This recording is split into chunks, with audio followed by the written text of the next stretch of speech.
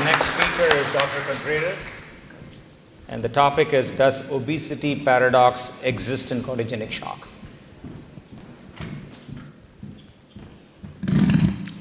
Hi, thank you for the invitation. My first time here. So I was given the obesity paradox, probably for the controversial data that we have. But so we know obesity is growing. We are going to be dealing with obesity. And it's, as you know, the map in the US is telling us that more than 40% of patients are going to be obese. And it continues to grow. We also know that obesity is associated with many conditions, and we know that not only obesity per se as a chronic disease that we know it is, have increased inflammatory markers. People have multiple comorbidities with obesity that are worse with obesity, and we know that people with obesity will tend to have more heart failure and risk factors, and we're talking about the obesity cardiomyopathy. So that's clear. But we see they have been told that there's a paradox with obesity where people that are obese or underweight have the better survival, which I don't know if it's clear. When we look at our data, what we found is that the mortality maybe have a U-shape in people with obesity, but when we actually look at a specific cardiogenic shock in this data, we found that severe obesity have the highest mortality in people with cardiogenic shock. Not only that, these people tend to have higher inpatient mortality, higher length of stay, and more complications and charges when you look at the data. Even this group from Columbia looking at mechanical circulatory support, people with obesity in this group classified as class 1 to 3 obesity. Now we're class 4 and 5 obesity. They look at the data and they found that people with obesity have higher mortality. They classify patients under 60 and about 60, and people with obesity younger, even class 2 to 3 heart failure, 2 to 3 obesity have higher mortality compared to older patients, which is completely two different obesities. What they found in this patient is that younger patients were more likely to have mechanical circulatory support early on than older patients, and younger patients tend to have more complications. And when they look at older patients and you compare the older patient with class 2 to 3 obesity, the class 2 obesity do better than the class 3 obesity. So there is something to be said there. Also, we all know when we have these obese patients, many of them come to the hospital and we may try to support them with mechanical support, but they have a lot of complications, vascular complications, more thrombosis, more infections. Even those patients that go in the long-term mechanical support, they tend to have more complications.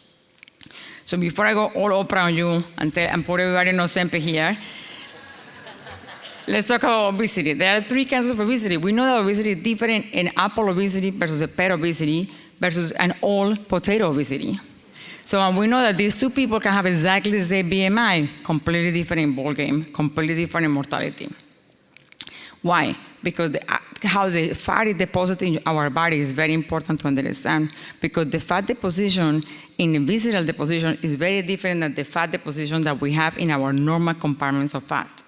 So what we found is that obviously central adiposity, when you look at the data and with the NASH data we have now, you have increased liver fat, increased cardiac fat, and you have epicardial fat that is being given blood by the coronary arteries.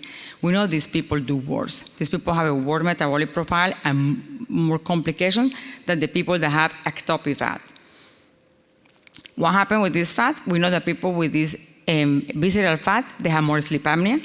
They're going to develop exercise-induced pulmonary hypertension, hypoxia, RB dysfunction. And we know that this RB dysfunction develops early, even before people with obesity will develop LV dysfunction. Because of obesity, they already have RB dysfunction.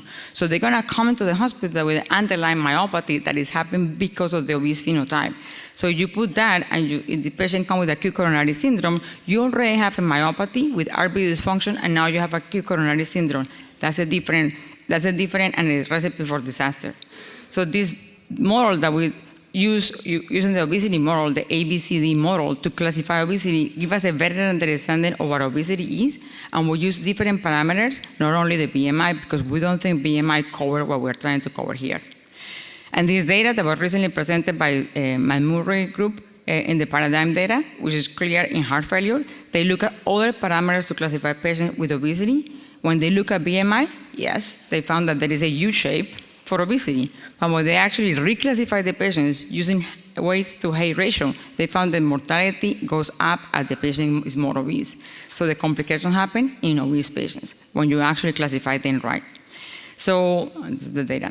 So we now have a shock phenotype, which I enjoy this shock phenotype, but I think we also have an obesity phenotype that had to be taken into consideration.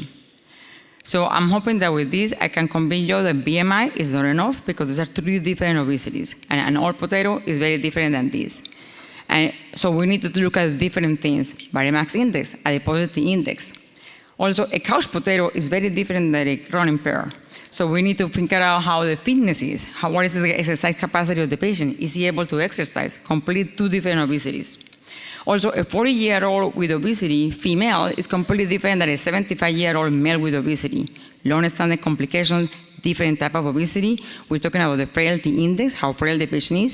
We're talking more and more about sarcopenia. A lot of these elderly patients have a high BMI because of this excess fat and visceral fat. So we need to think about, can they actually are really fat, or is just sarcopenia happening? Race and ethnicity is so different to have an Asian female with a BMI of 35 than an African American female with a BMI of 35. 2 different patients, 2 different obesities, 2 different metabolic syndromes. So for conclusion, BMI does not define obesity. Obesity is a multidimensional problem that we need to measure better. We don't really have a good measurement, and as we move forward, we need to have better measurements. And also, we need to better understand how we can help patients. Do people can go on Ozempic? Maybe some patients can go on Ozempic, but is weight loss all you need? Do you need to improve your muscle mass? Do you need to improve your fitness capacity? And that weight loss, fast weight loss, is that a good thing? No, we know that elderly patients that lose weight really fast, that's a bad prognostic indicator. We know the cachexia that heart failure patients present with is a bad prognostic indicator. So we need to think about how we're making the patient lose the weight and how we can get these patients in a better metabolic profile so they have better outcomes.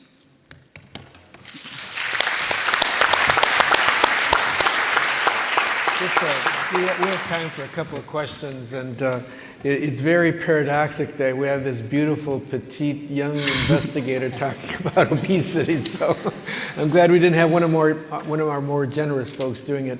I have a very basic question. In cardiac hemodynamics, the Gorlin formula for aortic valve calculation works above a cardiac output of 4, and then the whole thing falls apart.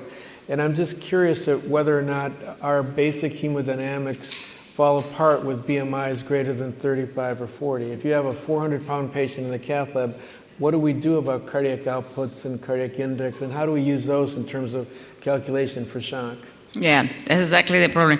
We're looking at the data because it's true. It's very different when you have this obese patient and how you calculate these people. The same thing with cardiac output. I mean, I always use the cardiac index, but in obese patients, when we put these people in mechanical support and we try to calculate, are we really providing the support that this patient needs? No, because an obese patient may need 8, 9 liters, and we're not giving them the kind of support that they need. Also, the RV dysfunction in this obese patient, even the athletic obesity, these people, even the athletic people that actually exercise and do weightlifting, they also have some myopathy in the right side. So I don't think we are supporting them, and I don't think we know how to support them even better, because I think they need a bigger level of support, and we don't have any way to measure that. Maya? This is great data. Thanks for the presentation. I just wanted to say something in support of this, because less than a month ago, we presented our data from the Cardiogenic Shock Working Group at THT, and we came to exactly the same conclusion. In cardiogenic shock, mortality is the highest in severely obese patients, which makes perfect sense. And obesity paradox doesn't make any sense at all. So I'm concur with you and wanted to say that our data in total support of what you presented. Thank you. Very good. Thank you very much. And we're going to go ahead and move on.